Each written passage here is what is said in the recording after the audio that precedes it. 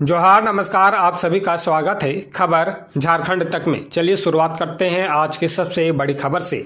National Herald मामले में कांग्रेस पर बाबूलाल मरांडी का हमला, हेमंत सोरेन सरकार को भी घेरा।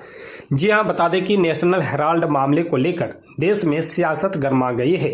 कांग्रेस पार्टी देश के तमाम ईडी दफ्तर के बाहर प्रदर्शन कर रही है। रांची में भी कांग्रेस के तमाम विधायकों और नेताओं ने जमकर प्रदर्शन किया। उधर भाजपा ने इस मामले में कांग्रेस को घेरने का प्रयास किया है।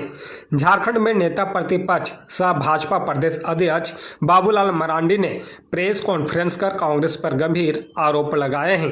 उन्होंने कहा कि नेशनल हेराल्ड मामले में ईडी ने चार्जशीट दाखिल की है, जिसके बाद कांग्रेस बौखलाई हुई नजर आ रही है। बाबूलाल मरांडी ने कहा कि कांग्रेस द्वारा देश भर में आंदोलन की घोषणा करना लोकतांत्रिक अधिकार हो सकता है, लेकिन उन्हें लूटने का अधिकार नहीं दिया गया है।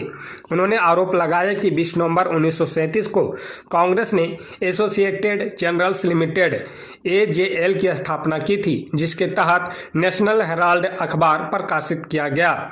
उन्होंने बताया कि देश भर के स्वतंत्रता सेनानियों ने इस संस्था को सस्ते दरों में जमीन उपलब्ध कराई थी, लेकिन 1956 में एजेएल एक कंपनी बन गई और बाद में यह घाटे में चली गई।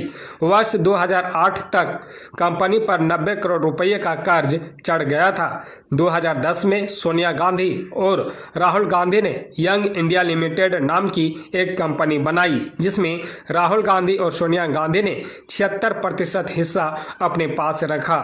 यंग इंडिया को एजेएल के 99% शेयर दे दिए गए और कांग्रेस पार्टी द्वारा उस पर बकाया 90 करोड़ रुपए माफ कर दिए गए। बता दें कि बाबूलाल मरांडी ने हेमंत सोरेन सरकार को भी घेरते हुए कहा कि हेमंत सरकार ने भी नेशनल हेराल्ड में विज्ञापन दिया। झारखंड की गाढ़ी कमाई को लूटने का काम किया गया है।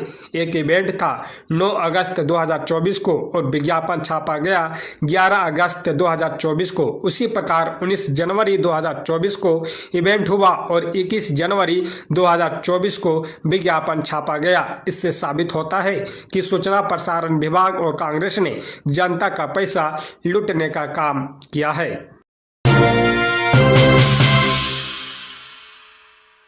झारखंड पेयजल घोटाले मामले में एसीबी ने शुरू की जांच, डीजीपी जल्द कर सकते हैं समीक्षा बैठक। जी हां, बता दें कि झारखंड के पेयजल एवं स्वच्छता विभाग में 20 करोड़ रुपये से अधिक के गबन से जुड़े मामले की जांच भ्रष्टाचार निरोधक ब्यूरो ने शुरू कर दी है। जांच की जिम्मेदारी डीएसपी रैंक के एक अधिकारी को सौंपी गई है। बता दें कि सोमवार या मंगलवार को डीजीपी सह एसीबी के चीफ अनुराग गुप्ता इस मामले की समीक्षा कर सकते हैं। समीक्षा के बाद जांच और साक्ष्य संकलन की दिशा में कार्रवाई की जाएगी। एसीबी ने सरकार के निर्देश पर सदर थाने में दर्ज केस को टेक ओवर करने के बाद यह जांच शुरू की है। बता दें कि पेयजल घोटाले मामले में बड़े पैमाने पर भ्रष्टाचार और सरकारी धन की हेराफेरी उजागर होने के साथ ही सरकारी कर्मियों की संलिप्तता सामने आई है। इसे देखते हुए रांची के डीआईजी सह एसएसपी चंदन कुमार सिन्हा ने एसीबी जांच की अनुशंसा की थी। एसीबी ने जांच के लिए विभाग से कई दस्तावेज भी हासिल कर लिए हैं। उल्लेखनीय कि पूर्व में रोकड़पाल संतोष के खिलाफ सदर थाना में केस दर्ज किया गया था। पुलिस उस मामले की गिरफ्तारी कर न्यायिक हिरासत में भेज चुकी है। बता दें कि जांच में खुलासा हुआ है कि विभाग द्वारा कंपनी को किए जाने वाले भुगतान की राशि संतोष ने अपने अकाउंट में रख ली थी। विभागीय स्पष्टीकरण के दौरान संतोष ने बताया कि इस धन राशि से कार्यपालक अभियंता सहित वरिष्ठ अधिकारियों को महंगे उपहार दिए गए थे। इनमें जेवरात, लैपटॉप और मैकबुक शामिल थे। वित्त विभाग की जांच में खुलासा हुआ है कि एल&टी के नाम से 5 फर्जी अकाउंट खोले गए थे। साथ ही पैसे के भुगतान के नाम पर मृतक कर्मी के नाम पर पे आईडी खोला गया था।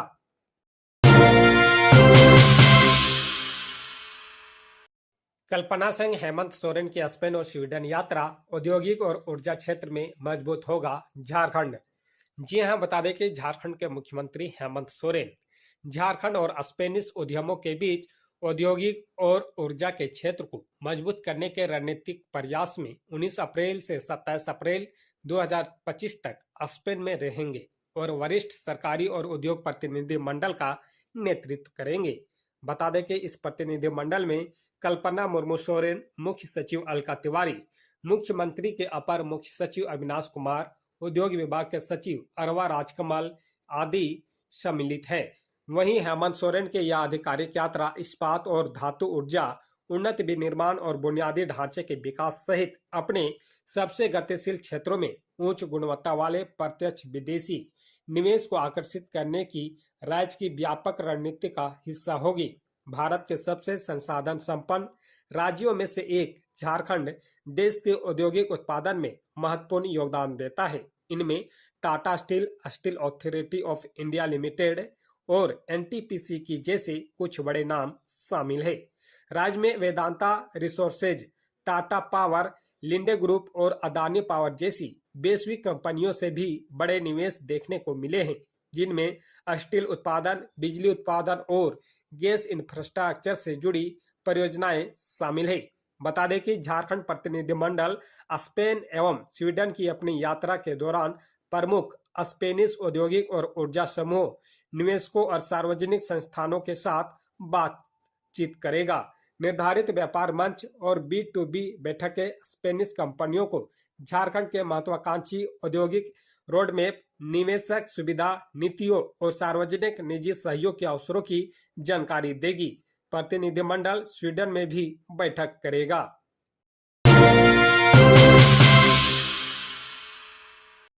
रिम्स निदेशक को बर्खास्त करने पर विवाद, नेता प्रतिपक्ष बोले करोड़ों के अनुचित भुगतान के लिए मंत्री डाल रहे थे दबाव। जी हां, बता दें कि रांची स्थित Rajendra institute of medical sciences के निदेशक डॉक्टर राजकुमार को झारखंड सरकार ने गुरुवार देर रात उनके पद से हटा दिया।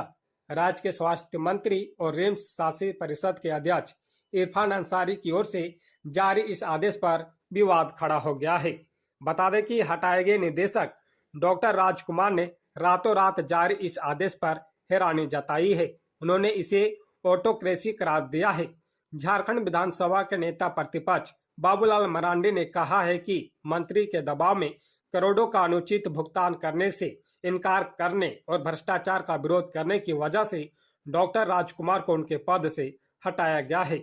स्वास्थ्य मंत्री डॉक्टर इरफान अंसारी निदेशक को उनके पद से हटाने का जो आदेश किया है, उसमें कहा गया है कि डॉक्टर राजकुमार ने मंत्री परिषद, रिम्स शासी परिषद और स्वास्थ्य विभाग की ओर से जनहित में दिए गए आदेशों का पालन नहीं किया।